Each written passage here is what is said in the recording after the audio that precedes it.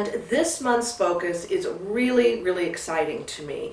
It's something I haven't read about or heard a lot of, and yet it's something that I have been experiencing for about the last 4 years. And my background was with religious science, and I have practiced that for about 40 years. And religious science is all about thoughts and beliefs create our reality and how to manifest what we want in our lives and create our dreams. And there's many, many books out there now since The Secret has come out. In The Secret, they call it the law of attraction, but it's much, much more than that. And this was the background that I've had and how I've kind of lived my life spiritually for the last 40 years. But as I began to study the Tolle teachings, I started working with those. My ego started to diminish, which is a wonderful thing. I mean, I think that's what we need to strive for if we want to be the change that we want to see in the world. So as the ego was diminishing, I found that manifesting was different, that I was coming from a different place. And that is what our topic is for this month. It is manifesting through the soul. First, I'd like to just do a quick kind of run through of what manifesting is from the ego and the way that I had done it for a long, long time. And basically, it is going into your personality self and choosing something that you want. And when we're choosing something that we want, we think that it's going to do something for us. We think it's going to fill us up. It's going to do something for us. So it's coming from a place of, I will be happy when I have this thing. I need to have this thing. I want to be known. I want to build onto myself and what I have in this world. That would be more of choosing from the ego. The other aspect is that we set a goal and we say, okay, I'm going to, for instance, start a business, and I'm going to write out a plan for this business, and I'm going to have goals, and I'm going to have steps, and I'm going to have a deadline and a timeline that I need to follow so I can get from point A to point B, and I will manifest this thing. Now, I have manifested like this for most of my life, and it works very, very well. There's nothing wrong with it.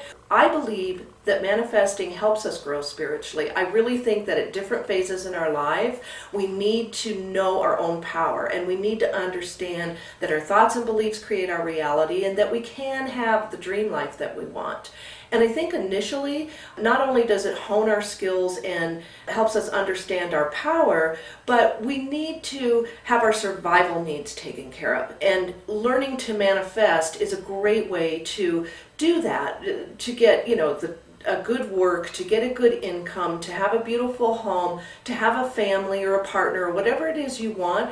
Those basics of our survival needs to happen, and then from there we generally grow spiritually into other directions, and we want to manifest things that aren't just about us and aren't coming from the ego.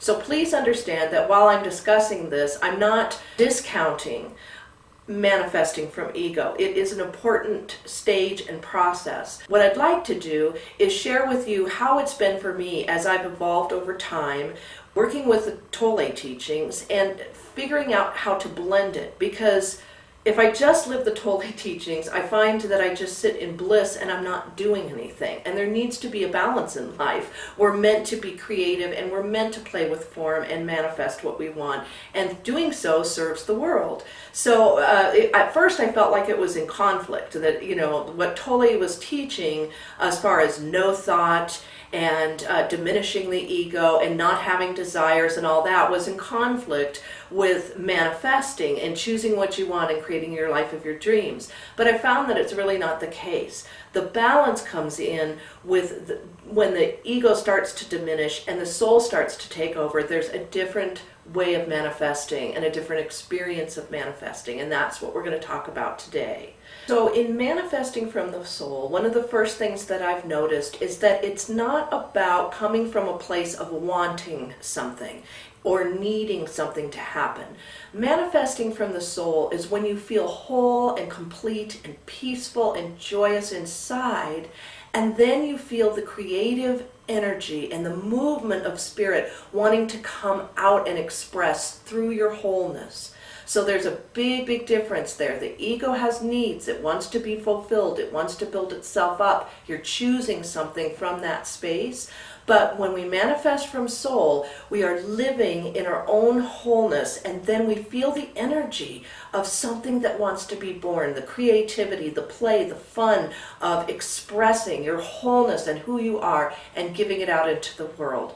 And the second difference is, and this is not always the case, but usually when we're manifesting from soul, it contributes to something more than ourselves. Now I said it's not always like that, but generally. So whatever it is that wants to come through to you, you can usually see ways in which that can contribute to and serve and help others in some form. And it doesn't have to just be people. It could be animals or the earth, or just consciousness itself, but it generally has that attached to it. And the third aspect of manifesting from the soul is it just fits for who you are. Whatever it is that you want to express and create, whether it's a new lifestyle or new work or whatever, it just fits for who you are. It fits for your talent, it fits for your personality, it fits for the things you love. It's a natural extension of who you are, and sometimes it's so much who you are that it's even hard for you to recognize that it is a talent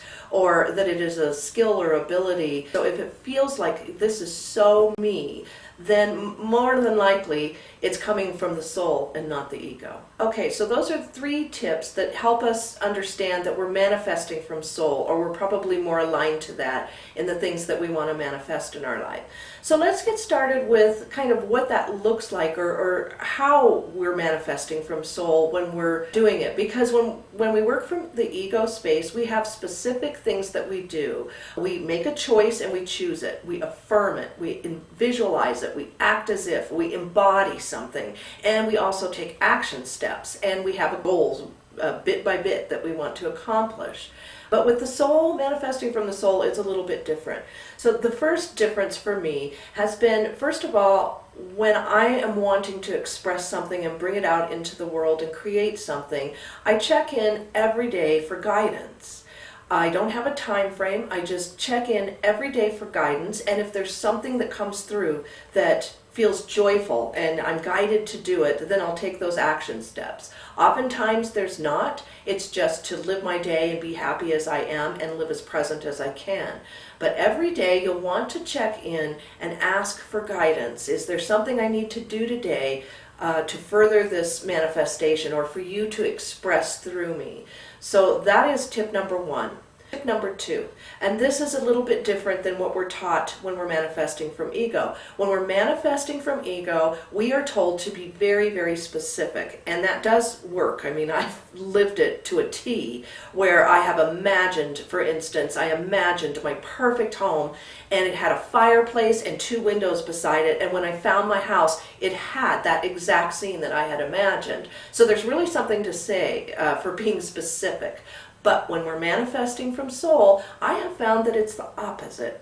And for me, it is about being more general. I just want a generally happy life, and I see myself in a beautiful home and happy and laughing with friends and just being so fulfilled from work, but I may not actually see the form of the work.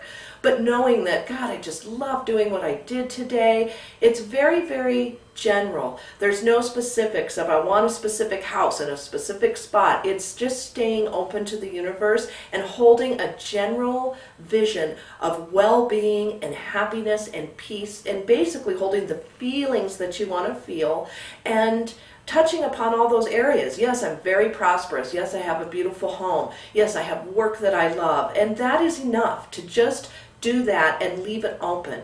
And the reason I say that is because I have found so many times when I am manifesting from ego, my vision is so tight and specific that it really, really can limit the universe on what it brings to you. But when we stay general and we just hold the generality of a beautiful home and work that I love and a wonderful partner and lots of friendship and laughter, that type of thing, then the universe can bring that in a million ways. You're not locked into blocking it and missing it if it shows up. You're very, very open and in an open, flowing state of what is possible.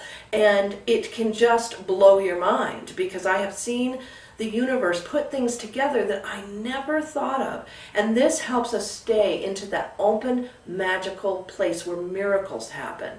So I highly recommend that you not be specific, but you align to the generalities and just hold that vision and then go about living your day happy. Number 3 tip. What I have found when I'm manifesting from my soul is that I don't react to the things that happen in life.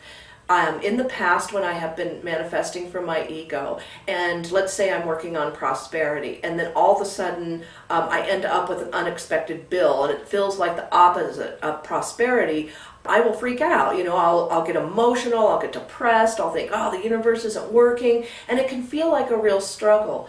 But when we're in a state of soul manifesting, we're not counting on the world to make us happy, and we're not needing for anything particular to show up. We're just living in the vision and vibration of what we want. And so we really trust life. We allow it to be and say yes to whatever comes across, even if we don't understand it. And this allows you to kind of dance on a shifting carpet and not cling to things being the way that you think they are. And that's how the ego works. It gets involved and it wants its how and it wants its deadline and it wants to see things show up in a certain way at a certain time, and it creates a lot of stress. Manifesting from soul is just flowing with what is and saying, yes, I wonder what good surprises are going to come out of this. There's got to be a greater good at all times. I am always in the flow and I'm trusting life. And it just makes the experience of manifesting so much more peaceful and miraculous, because again, we never know. What we think is bad could be one of the best things that's ever happened to us. And when we are manifesting, the universe does shift. And it can appear to be chaotic and maybe a bad thing, but sometimes it's clearing out old stuff or it's readjusting itself to create the new and bring in the better. And we just have to learn to let go of that good, bad attitude and reacting to life and just simply respond to it with a yes and a thank you and flow along. And the 4th thing with manifesting from soul is that it's a very intuitive process. It doesn't come from our brains and our intellect, and again, not the choice of I'm going to have this thing and it's going to happen. It's really more of an intuitive thing where we're just feeling the desire to express and create into the world, and we don't have to have a specific form for it, but we're always tuned into our intuition, and we just follow the joy every day. What feels joyful to do? Sometimes this may be related to the thing that wants to come through you, and other times it may feel completely unrelated. You may decide that you're going to create a beautiful piece of art and you want to get back into painting, and that feels so right. But then one day you have plans to do it, and then one day you feel like, no, I'm going to go out horseback riding today. That sounds really nurturing and fun. Follow the joy, follow your bliss, because it all fits together. It may be that when you come back to that painting, you have new inspiration or new insights for your color palette or whatever. So we don't want to keep ourselves into a stuck, rigid schedule, insisting that we do this and that. We want to live more intuitively. And yes, you can have a to-do list and a schedule for the day, but just follow the intuition. If it doesn't feel good, let's say to call somebody, because that's been on your list, I need to call these 3 people. And if you wake up in the morning and it doesn't feel right to call those 3 people, don't do it. Follow the joy, and you'll be surprised. Those 3 people will probably call you throughout the day, and you never had to put the energy and effort into it. And this is another thing that I've noticed when I'm creating from soul. It's really effortless and just happens with ease. You're just in the flow of life, and so much of what needs to be done just gets done for you without you having to do anything. And so you use half the energy and it takes half of the time, because you're just constantly following your bliss and in the flow, and you're having fun in the process. And the 5th aspect of manifesting from our souls is we need to create space in our lives. Now, if we're manifesting from soul, obviously we're a person who does meditation and goes into the silence, and that requires that we have space in our lives, that we're not busy 24/7. And when we live a slower pace of life and we allow spaciousness into it, that's when we can notice the signs. So watch for signs and omens and make sure that you keep some space in your life so you're not busy 24/7, because if you are, you will miss those. Life put signs all around us. It can be through an animal. It can be through something a person says. It can come through a book that you've read. It can come from a movie that you've watched. It could come from the internet and a quote that you see. It can come from so many places. Life informs us every day and loves us and guides us by putting signs all around us. But when we're busy and we're rushed and we don't give ourselves space, we don't have time to notice the signs. So slow down, allow yourself some space, and start watching for signs. Start asking questions. What do you want me to do? Send me a sign. And then start noticing what is different or what is there. And tip number 6 is trust and surrender. Now, we are told this when we're working with a different level of manifesting, which is letting the ego choose. We're still told to trust and surrender. But the difference when we manifest from our soul is we're not choosing something that we need or something that we want or something that we think will fill us up. So it's coming from that different mindset of all is well and all is perfect now and I don't need anything. I just want Spirit to express through me and create in this world and have fun and play with form. So it's much, much easier to trust and surrender when we're not feeling the need like I have to have this. It's coming from your wholeness, not from your neediness.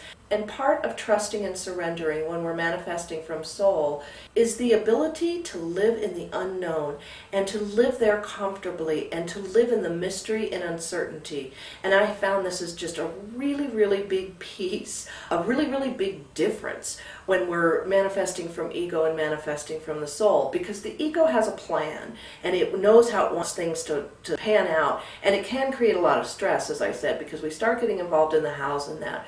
But when we trust and surrender and we're coming from a place within our soul, we're willing to live in the unknown and the mystery and allow things time to pan out, because we don't have a goal. We don't have an insistent that something happen at a certain time. And I have found it's very difficult because of my conditioning to learn to live with uncertainty and in the unknown and just trust and flow with life every day. The best way to do this is to just live present and enjoy your moments and follow your joy. That's the best tip I can give you, because as you start to manifest through soul, you will notice that you're living in a void a lot of the time, but eventually it will start to pan out and things will start to unfold and you'll start to go, I see where it's taking me, or I get this now, I see why these things are happening and how they've come together. So it's really a process of learning to trust and surrender to the point where we're willing to live out on a limb a little bit, or maybe not even a little bit, live out on a limb a lot, and to let go of a lot of what we thought we had to have and a lot of our things that make us feel secure, and go ahead and take the jump out there into whatever Spirit is calling you to do, and be willing to be comfortable, or learn how to be as comfortable as you can, living in the unknown and living in the mystery. It's very, very powerful. And lastly, the other thing that I've noticed when I'm manifesting from my soul and not the ego is that really I do better when my beliefs start to diminish and I don't necessarily believe in anything. Now this is the opposite, again, of what we're taught when we're manifesting with ego, because we need to work with our thoughts and our beliefs, because our thoughts and beliefs, especially beliefs systems, are the things that hold us back from allowing and having the things we want show up in our lives. But what I've found with manifesting from the soul is it's better if I just don't believe anything at all. And I allow myself to completely open up to the vastness and unlimited consciousness and mind of the universe and let it do its thing. Rather than me saying, I need to have this specific thing, or life works the specific way.